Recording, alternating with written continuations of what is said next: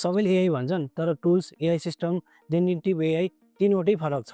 Tools fix हुन्छ, AI adaptive हुन्छ र जेन एआईले नयाँ कन्टेन्ट जेनेरेट गर्छ। तपाईँ एआईलाई टुल जसरी चलाउनुहुन्छ भने आजको यो भिडियोमा सबै कुरा क्लियर हुन्छ।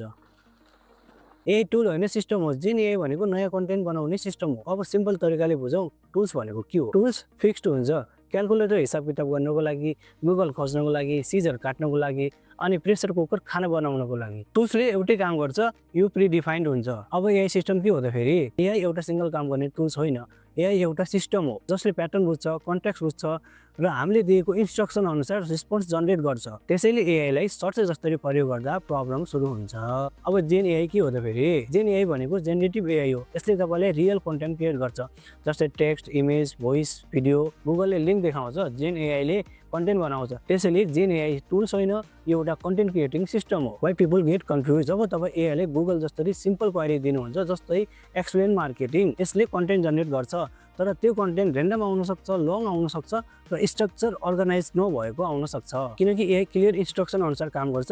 यदि तपाईँको इन्स्ट्रक्सन क्लियर भएन भने आउटपुट पनि क्लियर हुँदैन। आजको रुल याद राख्नुहोस्, एआईलाई सर्च क्वेरी होइन ब्रिफ दिनुहोस्। जस्तै च्याट जिपिटीमा गएर टाइप गर्नुहोस् एक्सप्लेन डिजिटल मार्केटिङ अनि त्यसको रिजल्ट हेर्नुहोस्, अनि त्यसपछि फेरि सेम च्याटमा act as a digital marketing teacher and explain digital marketing in 5 bullet points in simple language. अनि दुईवटा प्रम्प्टलाई नै कम्पेयर गर्नुहोस् अनि दुवै प्रम्प्टको डिफरेन्स हेर्नुहोस्। This is why AI tools होइन, एआई सिस्टम हो। समरीमा भन्नुपर्दा टुल्सले फिक्स्ड काम गर्छ, एआई भनेको कन्टेक्स्ट बुझ्ने सिस्टम हो र जेनेरेटिभ एआई भनेको चाहिँ नयाँ कन्टेन्ट क्रिएट गर्ने सिस्टम हो। यदि तपाईँ जान्न इच्छुक हुनुहुन्छ कि कुन जेनेरेटिभ एआई टुल्सले audio, video, image, text generate गर्ने भनेर यो भिडियोको तल कमेन्टमा जेन एआई भनेर लेख्नुहोस् अनि म तपाईँले जेन एआई टुल्सको लिस्ट नै तपाईँको इनबक्समा पठाइदिनेछु। जस्तै मैले हिजोको भिडियोमा प्रोमिस गरे अनुसार तपाईँले हरेक भिडियोमा एउटा प्र्याक्टिकल टास्क पाउनुहुन्छ भनेको थिएँ।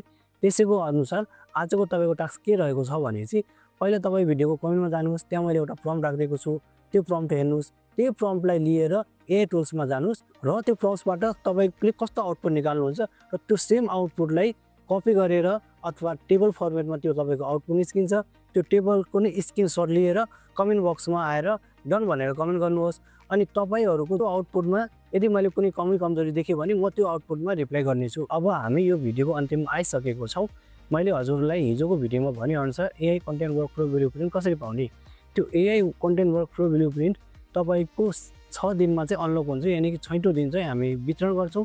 त्यो कसरी तपाईँले पाउनुहुन्छ भनेपछि हामीले तपाईँले डेली एउटा न एउटा हरेक भिडियोमा टास्क दिएको हुन्छौँ। जसले पनि त्यो टास्कलाई कम्प्लिट गर्नुहुन्छ उहाँहरूको इनबक्समा हामीले त्यो एआई कन्टेन्ट वर्कफ्लो ब्लुप्रिन्ट पठाइदिन्छौँ, जुन ब्लुप्रिन्टले तपाईँलाई तपाईँको बिजनेसलाई एकदमै हेल्पफुल गर्नेछ भन्ने एउटा विश्वास रहेको छ। र मुख्य कुरा तपाईँले टास्क कम्प्लिट त गर्नु नै पर्ने हुन्छ र त्यो कन्टेन्ट वर्कफ्लो ब्लुप्रिन्ट तपाईँले आफ्नो इनबक्समा पाउनुको लागि हाम्रो पेजलाई लाइक र फलो गरेको हुनुपर्छ र हामी तपाईँहरूलाई 6 दिनमा र हामी तपाईँहरूलाई 6औँ दिनमा त्यो AI content workflow blueprint provide गर्नेछौँ। फेरि नेक्स्ट भिडियोमा भेट्नेछौँ।